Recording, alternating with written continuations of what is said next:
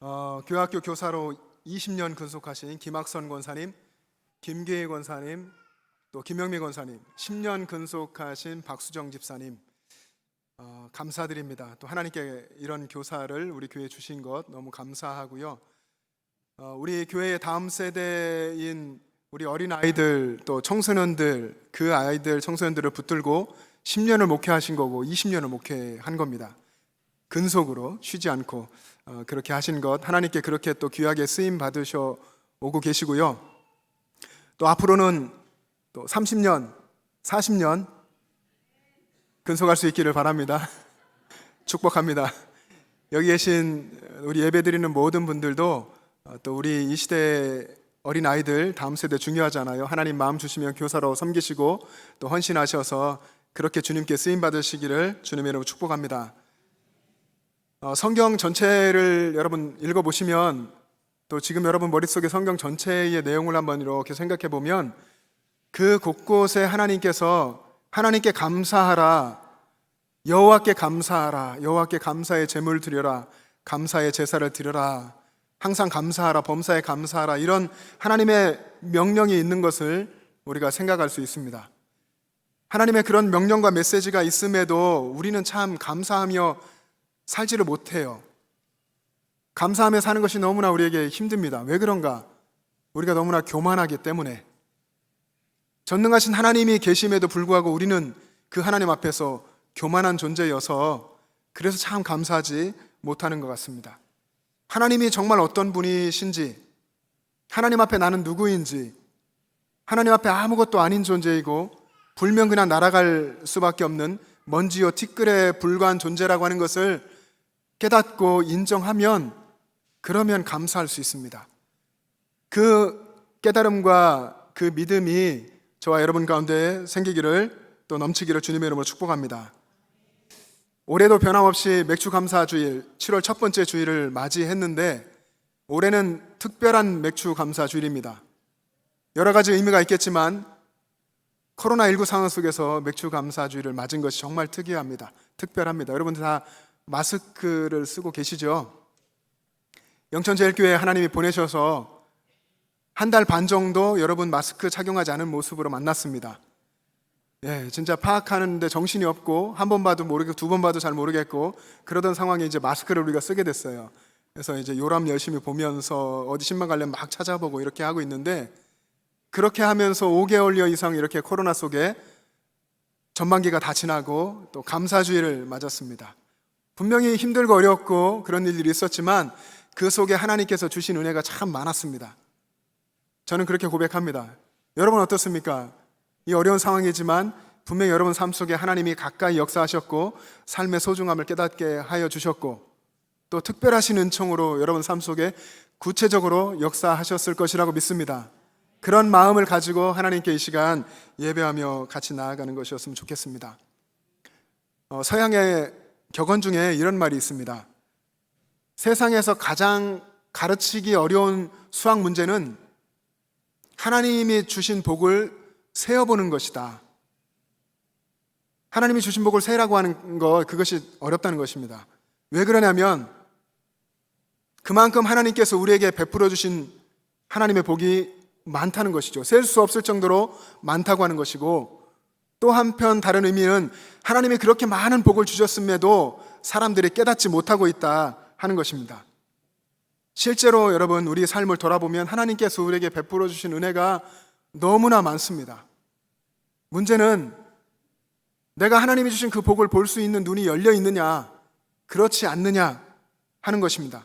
어떤 사람은 하나님이 베풀어 주신 것, 하나님이 일하시는 것을 볼 수 있는 믿음의 눈이 열려서 그것을 보고 늘 감사하는 사람이 있습니다. 그러나 아무리 하나님이 역사하셔도 그것을 못 보는 사람이 있죠.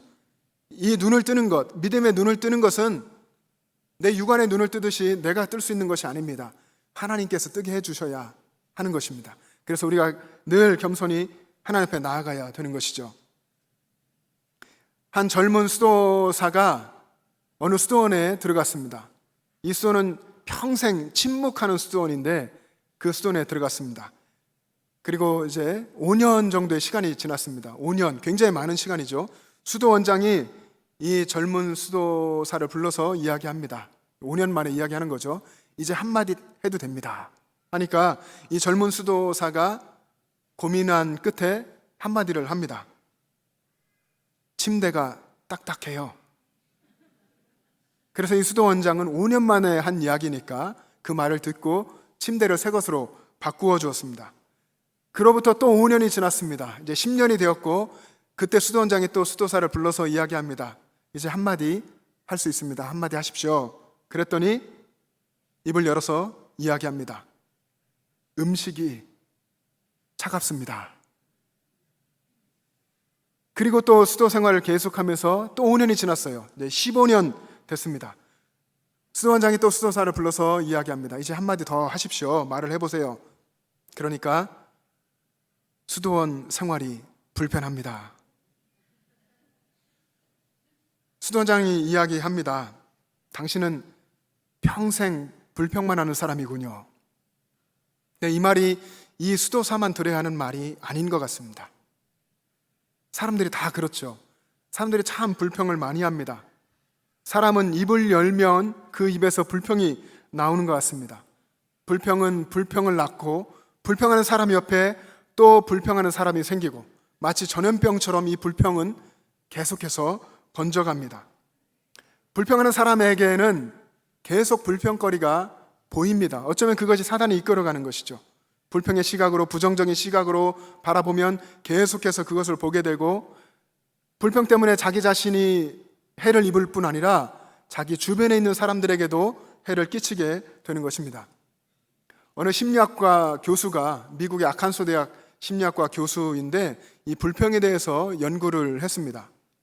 그리고 이렇게 이야기했습니다. 좀 재미있는 이야기를 했는데, 화가 난다고 해서 불평하는, 그대로 쏟아내고 불평하는 습관을 갖는 것은 마치 밀폐된 엘리베이터 안에서 무엇을 하는 것 같다고 했을까요?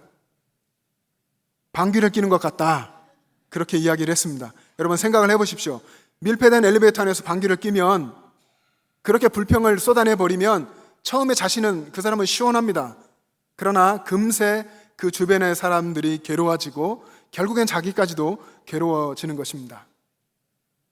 어떤 분이 현대에 대해서, 지금 살고 있는 우리의 시대에 대해서 연구하면서 이런 이야기했습니다. 지금 이 현대는 잃어버린 것이 참 많다. 정말 좋은 것인데 잃어버린 것이 너무나 많다. 그 중에 하나가 감사다. 이런 이야기했습니다. 여러분 주변을 한번 돌아보면 신앙생활을 하고 있던 그렇지 않던 감사하며 사는 사람이 그렇게 많지가 않은 것 같습니다.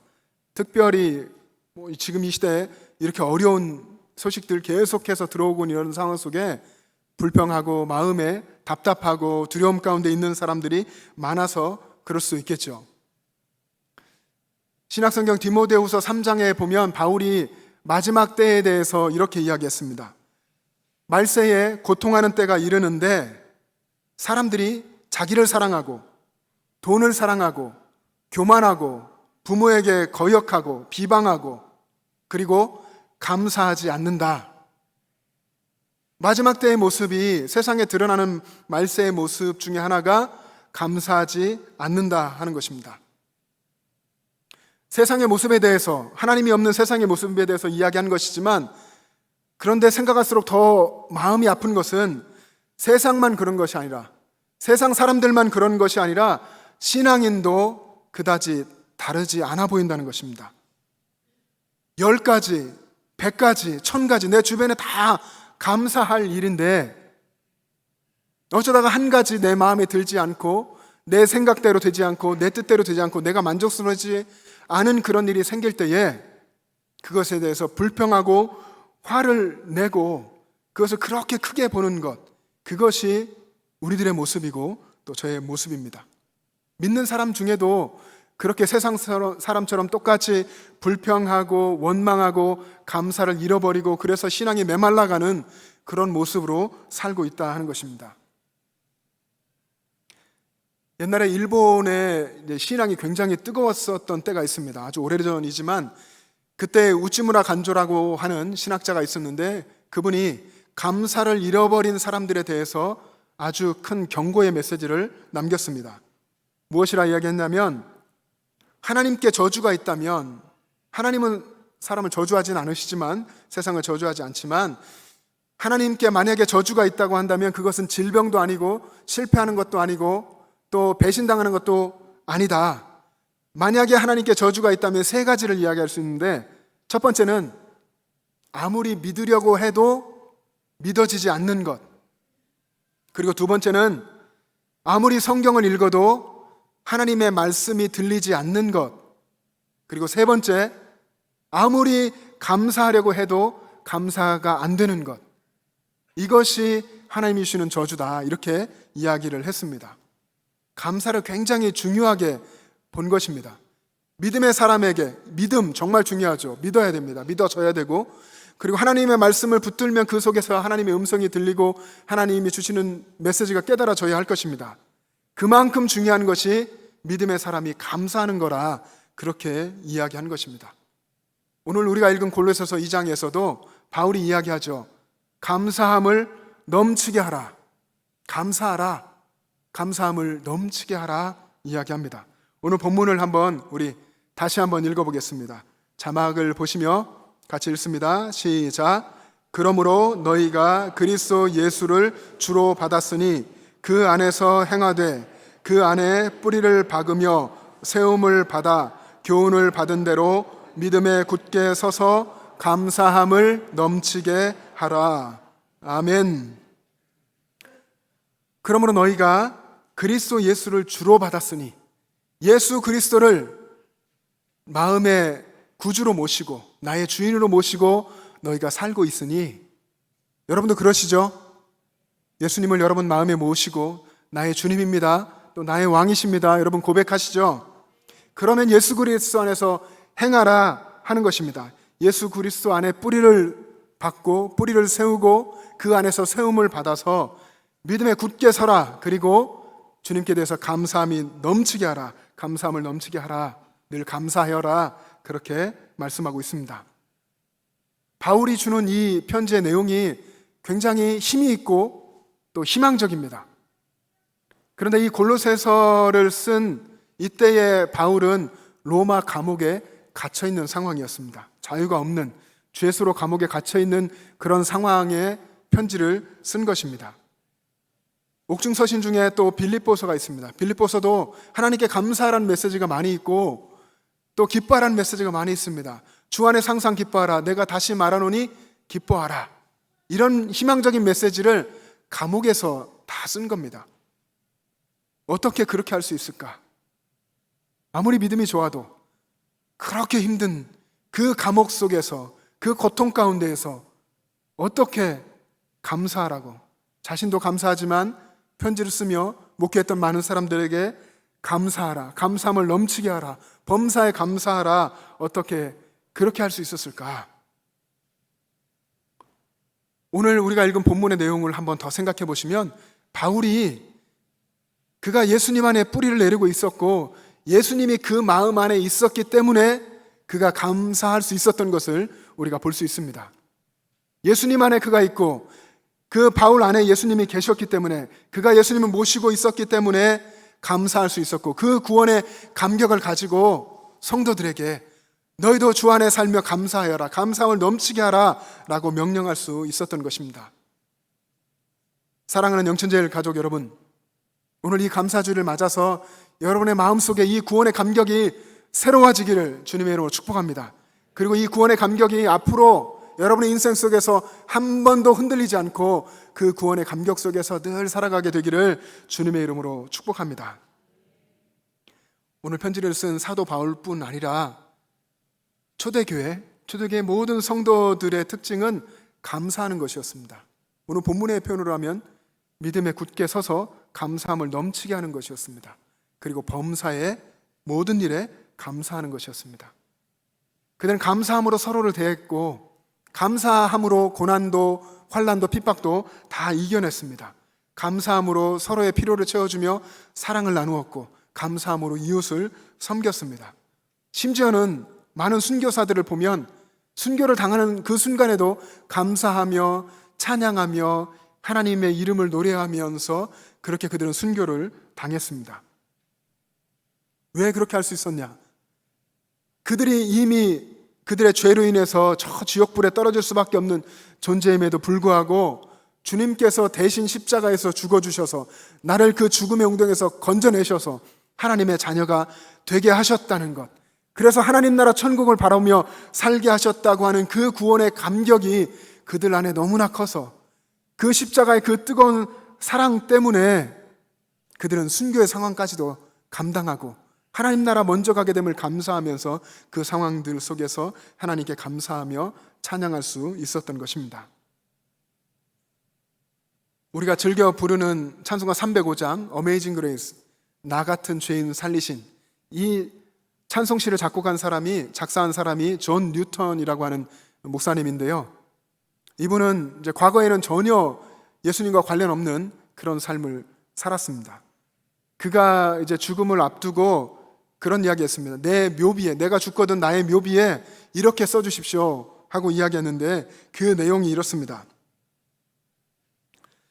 한때 이교도였으며 탕자였고 아프리카 노예상이었던 존 뉴턴은 우리 주 예수 그리스도의 풍성하신 긍휼로 말미암아 용서받고 크게 변화되어 마침내 성직자가 되었으며 자신이 그토록 오랫동안 부인했던 바로 그 믿음을 전파하며 버킹엄에서 16년간, 올리교회에서 27년간을 섬겼다.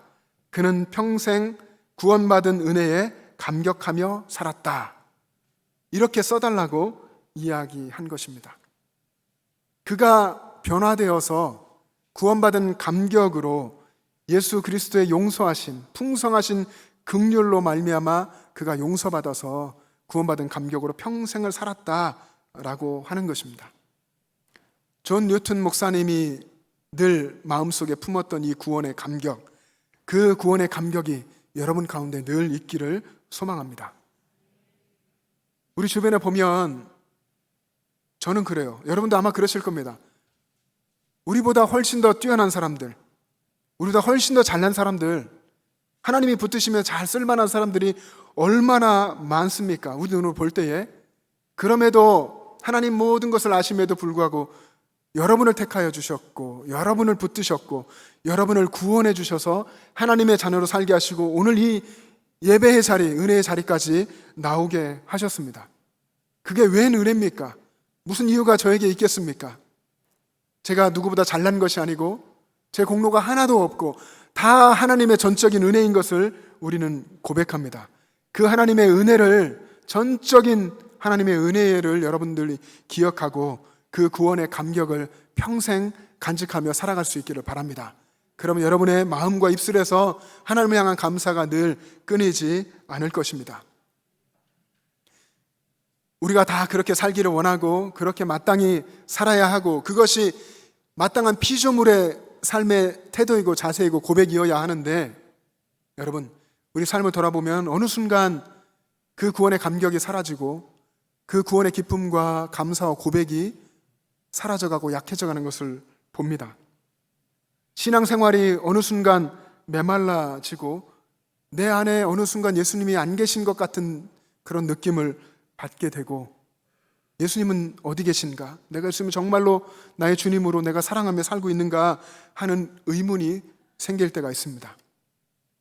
어느 순간 내가 감사하며 살았는데 불평과 불만과 원망, 그리고 남에 대한 불만족, 이런 것들이 너무나 많아지고 거기에 쉽게 넘어지는 자신의 모습을 발견합니다. 힘들고 괴로워서, 어려우니까, 화가 나니까 그렇게 한다고 생각하고 그렇게 살아가면 내 주변에 가까이 오셔서 여전히 일하고 계시는 하나님, 그 하나님이 분명히 내 곁에 계셔도 우리는 그것을 보지 못합니다. 그 시험에 빠져서 하나님이 계심에도 하나님이 계시지 않은 것처럼 살아가는 우리들의 모습이 된 것을 우리는 문득문득 깨닫게 됩니다. 어쩌면 지금 이 시간 예배의 자리에 나오신 분들 중에도 그렇게 괴로운 시간을 보내고 하나님 앞에 답답해서 기도하고 계신 분도 계실 겁니다.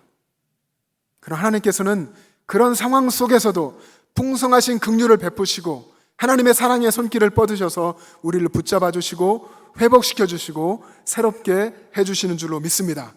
그것이 하나님의 은혜임을 여러분들이 기억하시기를 원합니다.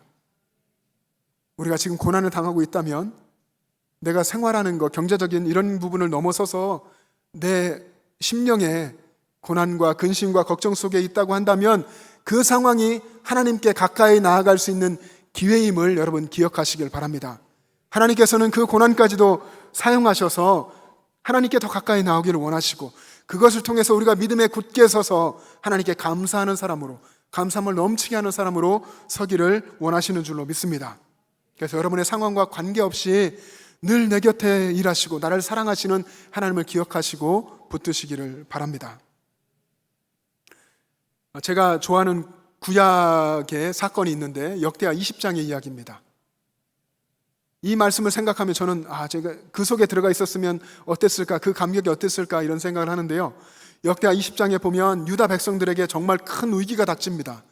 여호사밧 왕을 중심으로 이 나라가 평안하게 있었는데 연합군이 쳐들어온 것입니다. 모압과 암몬과 세일산 주민들과 주변의 연합군들이 다 하나가 되어서 이 유다를 물리치겠다고 그렇게 쳐들어온 것입니다. 이 위기 앞에서 여호사밧 왕은 하나님 앞에 엎드려 기도하고 모든 백성들에게도 금식하며 기도하라고 명령했습니다. 온 나라에 명령한 것입니다. 그래서 모든 백성들이 하나님 앞에 나아가서 다 금식하며 왕과 백성들이 다 그렇게 기도했습니다. 그때 하나님께서 말씀하십니다. 두려워하지 말고 내일 그들을 맞아 나가라. 하나님께서 구원하실 것이다. 너희는 그것을 보게 될 것이다 라고 말씀하셨습니다. 다음날 이른 아침에 여호사밧 왕이 백성들과 논의하고 토론하고서 찬양대를 세웠습니다. 찬양할 만한 사람들을 뽑아서 맨 앞에 찬양대를 세워서 찬양대를 앞세워 그 적군들을 향해서 나아갔습니다. 믿음을 선포하며 하나님을 신뢰하면서 찬양대가 찬양하며 나갔습니다. 찬양하며 나아갈 때에 하나님이 역사하셨죠. 그 노래와 찬송이 시작될 때에 하나님의 복병이 일어나서 그들을 다 물리쳤습니다. 이때 찬양대가 찬양한 노래의 가사 내용이 성경에 기록되어 있습니다. 여호와께 감사하세 그의 인자하심이 영원하도다. 이 찬양을 했다고 성경에 기록되어 있습니다. 여호와께 감사하세 그의 인자하심이 영원하도다. 어떻게 이런 나라가 위기에 처한 상황, 또 아무것도 준비하지 않고 찬양복을 입고 나아가는 그 상황에서 죽을지 모르는, 맨 처음 죽을 수도 있는 그 상황에서 여호와께 감사합니다, 하나님 감사합니다, 하나님의 인자하심이 영원하십니다, 이렇게 찬양할 수 있었을까?